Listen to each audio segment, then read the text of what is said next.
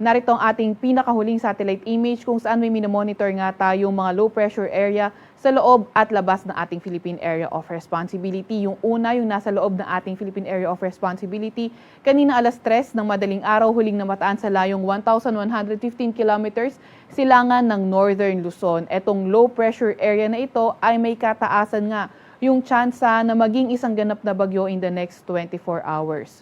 Kung ito man ay maging bagyo sa loob ng ating PAR, bibigyan natin ito ng local name na Neneng. Kaya patuloy pa rin tayo mag-antabay sa mga ilalabas na update ng Pag-asa. Ito naman isang low pressure area na namomonitor ng Pag-asa nasa labas ng ating Philippine Area of Responsibility. Kanina kang alas 3 din na madaling araw, ito ay huling namataan sa layong 295 kilometers west-northwest ng Lawag City. Itong low pressure area na ito ay katamtaman ng tsansa na maging isang ganap na bagyo.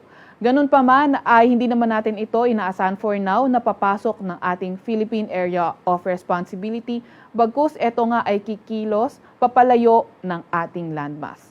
Samantalang southwest monsoon naman o habagat ang nakakaapekto sa Luzon at Visayas. Dahil nga rito sa southwest monsoon ay nakakaranas yung ating malaking bahagi ng bansa ng mga pag-ulan. So ito mostly affecting Luzon and Visayas at mas malalakas yung mga pag-ulan mostly sa western section ng Luzon and Visayas, kabilang na nga ang Metro Manila.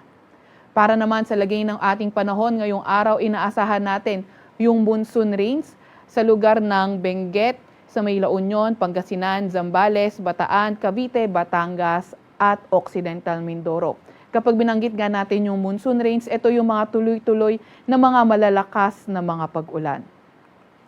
Samantalang occasional rains naman ang inaasahan natin sa may Abra, sa may Ilocos Sur, sa lugar ng Tarlac, Pampanga, Bulacan, Nueva Ecija, Laguna, Rizal at Oriental Mindoro. Occasional rains naman yung pasulpot-sulpot din ng mga pag-ulan na posible pa rin naman itong mag-cause ng mga pagbaha at pagguho ng lupa. Kabilang nga sa occasional rains din yung lugar ng Metro Manila. Sa nalalabing bahagi ng Luzon, asahan nga natin yung maulap na papawirin at mga kalat-kalat na pag-ulan, pagkidlat at pagkulog. Kaya yung ating mga kababayan, lalo na yung mga inuulan ng mga nakaraang araw pa, ay pinag-iingat sa mga banta ng pagbaha at pagguho ng lupa. Lalo na nga ay naranasan nga natin ito na ngayon at ito ay mga tuloy-tuloy last week pa at kasi simula pa nga lang ng buwan ng Agosto. Agwat naman ang temperatura ngayong araw sa Metro Manila ay 24 to 28 degrees Celsius. 16 to 19 degrees Celsius sa may Baguio at 26 to 30 degrees Celsius naman sa may Legazpi. Agwat ang temperatura sa Puerto Princesa ay 25 to 33 degrees Celsius.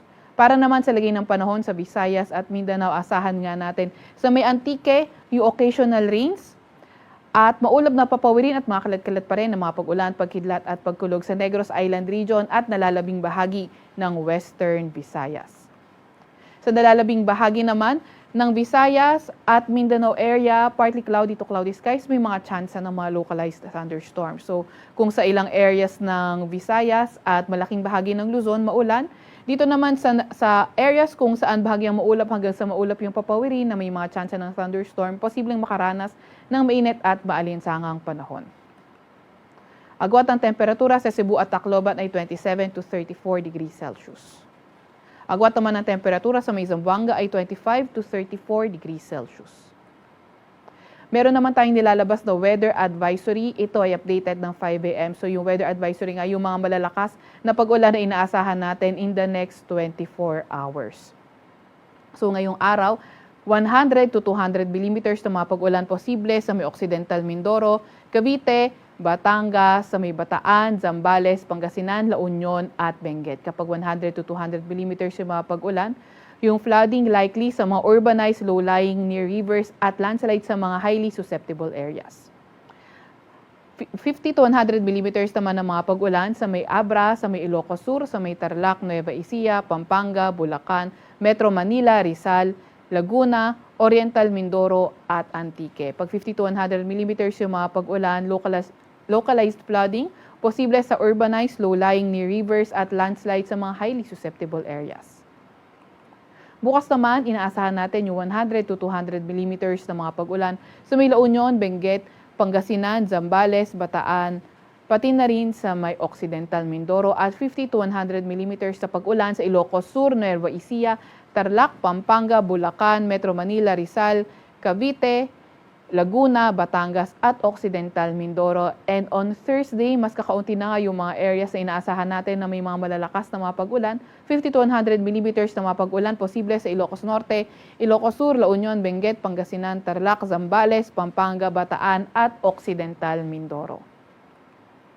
Wala pa rin naman tayong gale warning sa kahit na anong dagat baybayin ng ating bansa, pero ingat pa rin sa papalaot sa hilaga at kanlurang bahagi ng Northern Luzon at silangang bahagi ng Mindanao sa tsansa ng katamtaman hanggang sa maalong karagatan. Sa Kalakang, Maynila, araw ay sisikat ng 5:43 ng umaga at lulubog ng 6:70 ng gabi.